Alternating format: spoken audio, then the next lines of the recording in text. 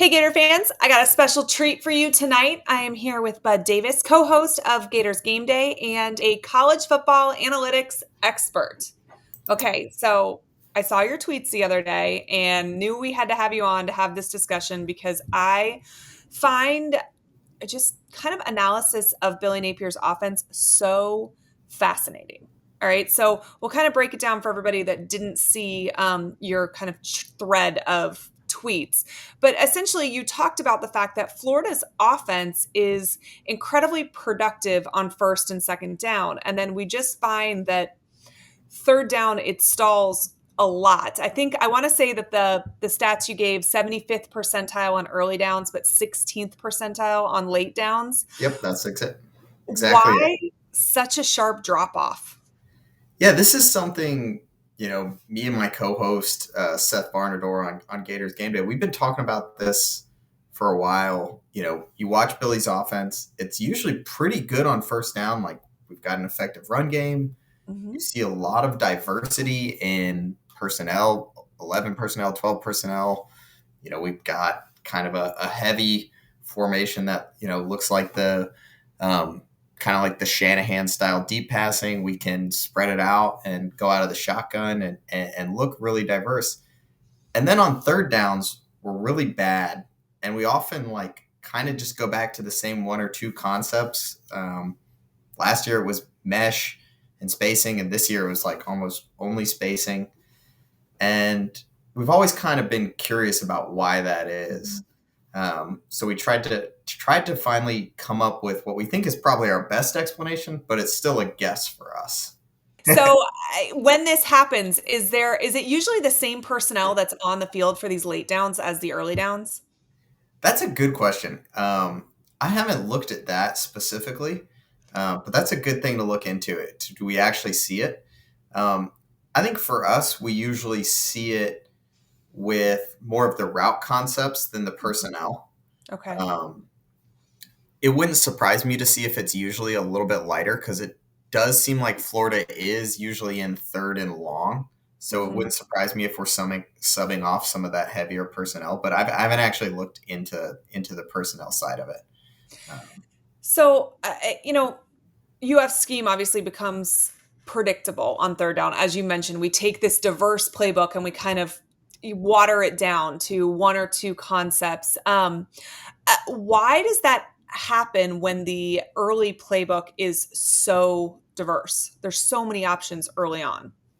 Yeah, so I think our guess for this now goes back to something Seth saw at the UF Spring Clinic. And this is something that they presented before, but it was the first time that this really stuck with him. And we decided to look into this a little bit more. And that's this idea that when coaches are figuring out how many plays they want to have on their call sheet and how many situations they want to rep in practice, they need something to base that on.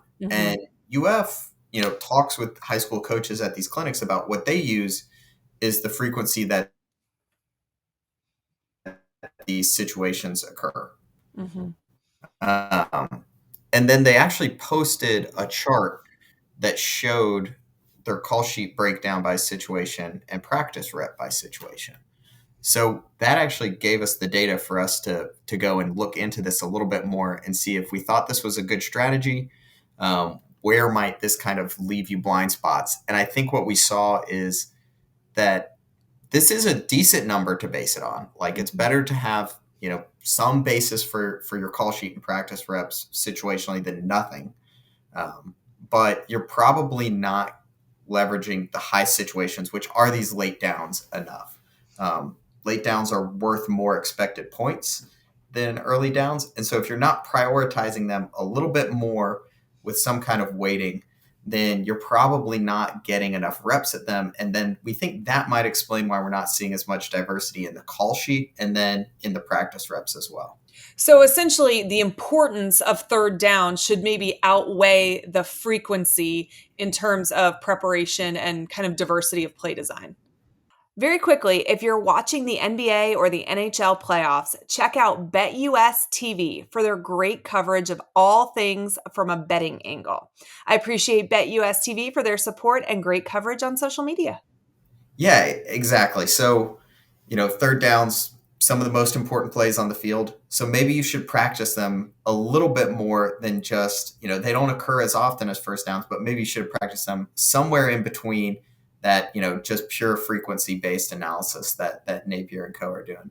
Um, So, can we make the correlation that a lot of Florida's third down struggles could potentially be traced to just this philosophical issue in how the practice schedule is kind of built out?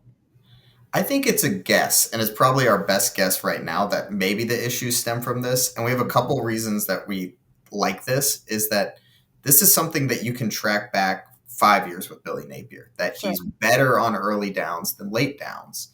And that's with a lot of different QBs, a lot of different assistant coaches, a lot of different experience levels. So I think that's a data point that really Mhm. points to this being some kind of institutional decision. Um, that something in the way Billy Napier does things makes him better at first downs than late downs. So I think that's a point of evidence. Um, I think we looked at it a little bit, and you could see a correlation that Florida, the things they practice more than probably they need to, they do better than FBS average at, and Mhm. things they don't practice enough, they're below FBS average. So, we start to see that kind of shake out, but it's not a perfect correlation.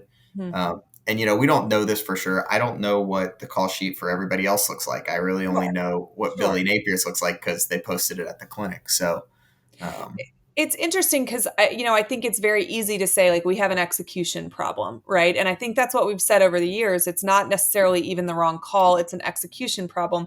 But if your execution problem exists because it's literally not being practiced enough, then maybe it's unfair to actually refer to it as an execution problem. It could be, which you would think a practice design problem is probably an easier fix long term, yeah. right, than an execution. So that actually might be good news for Gator fans if this coaching staff is really self-reflective and doing a good job at evaluating from year to year. I think Billy Napier has relied heavily on analytics during his coaching career. He tells us that in press conferences. He finds them important, and I do too, because I think you there are no feelings in analytics, right? It is what it is. But is this a case where maybe analytics are being potentially misused? And obviously, all of this is hypothetical because all of this is a hypothesis at this point. Yeah. So I don't know if I would say like if you mean misused by like us using the analytics to make this guess. I think that's okay. Like I don't want people to No, I see think that. I'm meaning maybe him misusing the analytics in terms of how he's making that practice call sheet. Yeah, yeah, it might be just a kind of a bad strategy, or Mhm. just needs a little bit of revision. It ends up being some pretty meaningful changes in reducing how much you would rep normal downs. So right now it makes up roughly a quarter of their practice schedule, and it should probably only be like 15%. So Mhm. that ends up being a pretty big chunk of practice, and I think it does get important because he's also talked about the importance of practice in going into their game planning. And one of the things he really likes to do is meet with quarterbacks like during the week and say, "Hey, what are you liking in film? What are you liking in practice?" And then they make that a point of emphasis in the actual Mhm. game day, when they're scripting plays and calling plays, they make that a point of emphasis. So I think they're playing like they practice. And if Mhm. they don't have a great practice strategy and it's off by something like 10%, I think it does have the potential to make a big enough impact, like we've seen.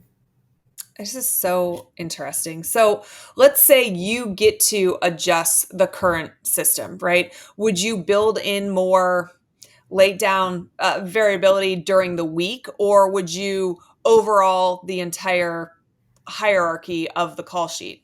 No, I think the call sheet's pretty close. Like you can look at, I posted my numbers versus the other ones. Um, and I think the call sheet kind of differs actually from their own frequency only analysis a little bit. You can look closely and see like the percentages are a little bit off. So I think that they have this idea that it shouldn't be just frequency, but Mhm. they're still way too close to it. And for me, it's just decrease the amount of reps of normal downs, increase the amount of reps on third downs, and then probably, make similar adjustments with the call sheet as well. But the practice reps were the ones that were the most out of whack to me. do you think, given the fact that third down success is often the separator between efficient offenses and explosive offenses, is the way that we practice maybe make it easier for defenses to catch on? Yeah, potentially. I mean, we were pretty predictable, especially in the first half of last year. We were running 3-by-1 formation of the boundary and running spacing almost any time we were in a third and medium. And it is like spacing is a fine concept, but if defenses know that's your go-to in those situations, we saw this, it gets pretty easy to defend. And they know a lot of times we've got a backside slant with it, and you started to see some of the defenses cheat on that as well. So I did think there was some tendencies there that it was like, okay, the defenses have, like, I know what we're calling, the defenses clearly know what we're doing, we need a little bit more of the chess match on third down. How much of this do you think, gets disrupted by the fact that you have a wild card with DJ Lagway, who is just such an incredible weapon that, he kind of overcomes situations that your standard quarterback would not find success in? Yeah, I think the Lagway question is a really, really good one. Napier hasn't had a Mhm. long track record of getting to develop QBs over multiple years yet, just due to injuries and guys going to the He has been NFL. in more of the league than Florida State and Miami, though, it should Yeah, be noted.